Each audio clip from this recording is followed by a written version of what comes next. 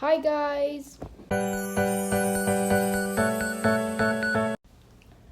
Hola, perdón, hoy mi video va a ser en francés y no en español porque es mejor que lo hacen en francés, perdón.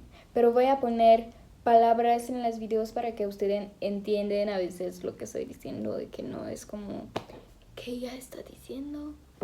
Aujourd'hui, ma vidéo va être sur comment s'inscrire à un programme d'échange ou comment devenir étudiant d'échange. Je vais essayer d'être assez organisée, ma vidéo elle va être en plusieurs chapitres. C'est parti. L'organisme. Alors je vais vous parler des différents organismes que je connais, je me suis renseignée sur certains. Mais moi je vais vous parler surtout d'AFS parce que c'est l'organisme avec lequel je suis partie.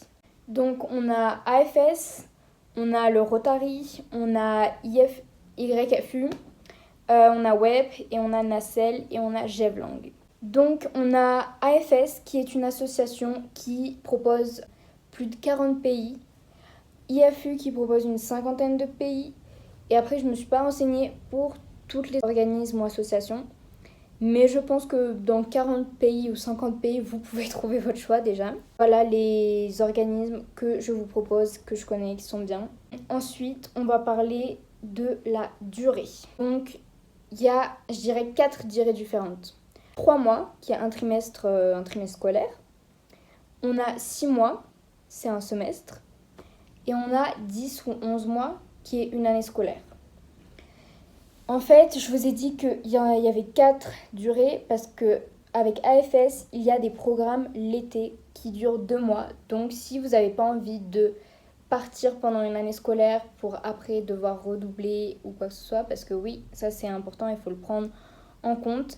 Quand vous partez en année d'échange, quand vous allez revenir en France, vous allez faire l'année que vous avez manqué. Donc, si vous êtes un 2007, vous allez vous retrouver avec des 2008 en rentrant de votre pays d'accueil. Je referme la parenthèse.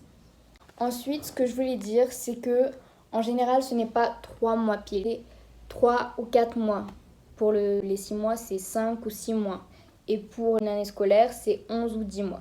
On est obligé de respecter Quand tu choisis une durée, tu la choisis jusqu'au bout.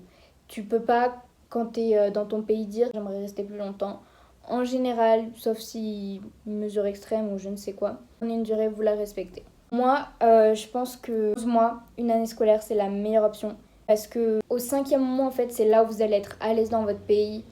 Vous allez vous sentir bien, vous allez avoir vos amis, vous allez avoir vos habitudes. Et vous allez partir, en fait, juste après être à l'aise. Donc, 6 mois, c'est bien, mais moi, je dis que c'est les 1 an qui sont meilleurs. Ensuite, on m'a posé des questions sur le logement. Alors, ça dépend des organismes ou des associations. Avec AFS, vous serez tout le temps dans une famille d'accueil. Et je sais qu'il y a d'autres organismes qui peuvent vous mettre dans des familles ou dans des internats.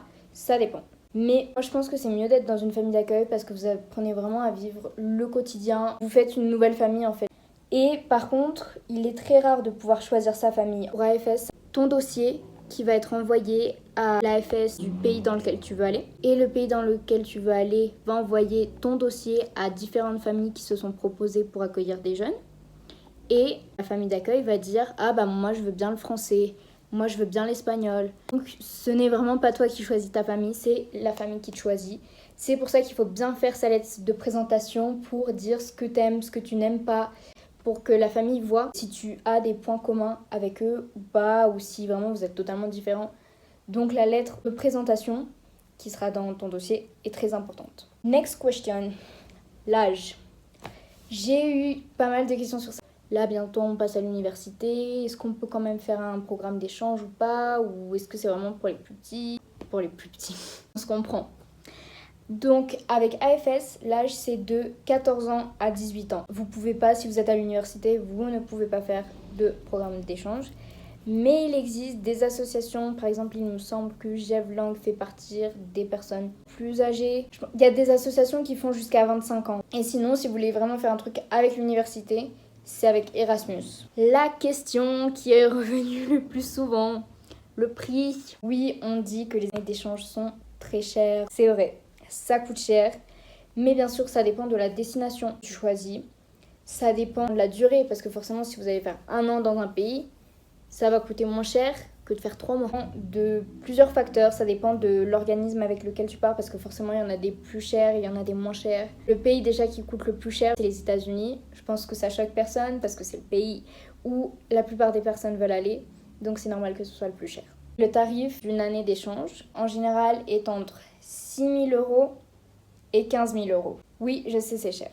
Mais on peut aussi obtenir une bourse qui peut t'aider pour voyager, qui peut aider tes parents. Il faut voir si vous êtes éligible et si vous êtes éligible, vous pouvez avoir votre bourse. Le prix peut dépendre d'une personne à une autre. Et après, il ne faut pas oublier non plus tous les frais qui sont liés au visa, parce que vous allez devoir payer pour faire signer des documents chez le notaire, pour faire apostiller des documents. Et il faut penser aussi à l'argent pendant votre année d'échange, parce que va falloir payer votre forfait mobile, va falloir payer le sport, va falloir payer les sorties entre amis. C'est pour ça qu'il faut vraiment bien en discuter avec ses parents ou bien se concerter même soi-même. Ensuite, on va passer au choix du pays. J'ai des gens qui m'ont demandé comment tu fais pour choisir le pays où tu veux aller. Pour choisir son pays, il y a plusieurs éléments à prendre en compte. La langue que vous voulez apprendre, l'intensité du choc culturel que vous voulez avoir, si vous voulez être loin de votre pays ou pas. Je vais vous dire comment j'ai choisi. Je voulais apprendre l'espagnol, donc du coup je visais un pays hispanique. Du coup je me suis dit j'ai soit l'Amérique latine, soit l'Espagne. Sauf que l'Espagne c'est beaucoup trop près de la France, donc je me suis dit on n'y va pas. Donc du coup il me restait tous les pays d'Amérique du Sud. J'ai pensé au type de choc culturel, si on peut dire ça comme ça, que je voulais avoir ou qu'est-ce que je voulais ressentir en étant dans ce pays-là. Au début j'avais choisi le Pérou parce que c'est un pays dont j'entendais rarement parler. Et à cause de l'histoire du pays, finalement j'ai choisi le Mexique, mais le Mexique, je dirais que ça va avec le Pérou. Je me suis intéressée au Mexique aussi à cause de son histoire ancienne. Donc si tu veux apprendre l'anglais, tu sais que tu as les Philippines, l'Inde, les États-Unis, l'Australie, la Nouvelle-Zélande, le Canada, et j'en oublie peut-être d'autres. Et après, pour faire le choix entre tous ces pays que je viens de proposer, tu vas te dire, est-ce que j'ai envie d'aller plus vers un pays hyper modernisé, donc États-Unis ou Canada, ou est-ce que je veux aller dans un pays un peu plus avec des chocs culturels où ça va être pas forcément plus dur mais plus intense culturellement, où tu vas aller en Inde ou aux Philippines. Donc voilà, c'est vraiment un choix personnel où il faut se poser les bonnes questions.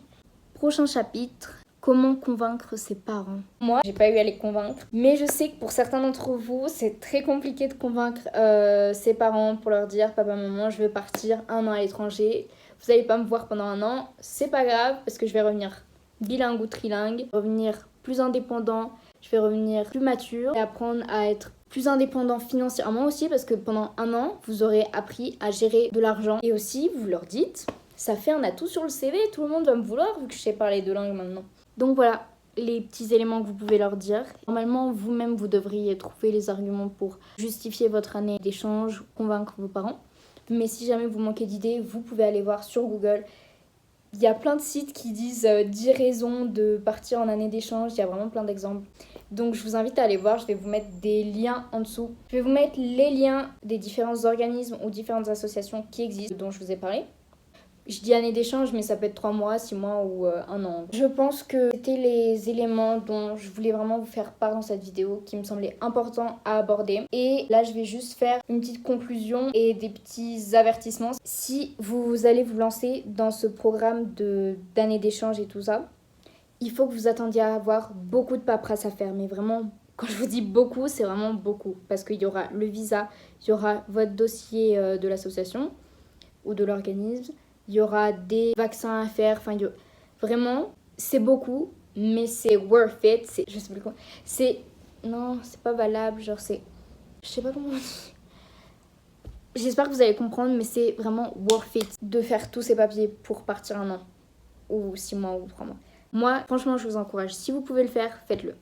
Vous allez avoir besoin de beaucoup de patience, parce que le temps d'attendre sa famille d'accueil, le temps d'attendre des infos, en fait, vraiment ça prend du temps. C'est pour ça qu'il faut s'inscrire aussi bien à l'avance. Le mieux, c'est de s'y prendre 1 an à l'avance. Vous y prenez 6 mois à l'avance pour faire votre dossier. Et parfait. Voilà, c'était les petits conseils de Maëlle. Et voilà, je vais vous dire merci d'avoir regardé ma vidéo jusqu'à la fin si vous êtes ici. N'hésitez pas à liker, à vous abonner et à mettre un petit commentaire. J'espère que ça vous aura donné envie de partir en année d'échange. Je veux juste vous dire que c'est la meilleure chose à faire. Et choisissez le pays qui vous donne envie. Vraiment, choisissez pour vous. C'est pas dur de convaincre vos parents, je vous promets. Donc je vous souhaite bonne chance et bisous bisous. It's my life.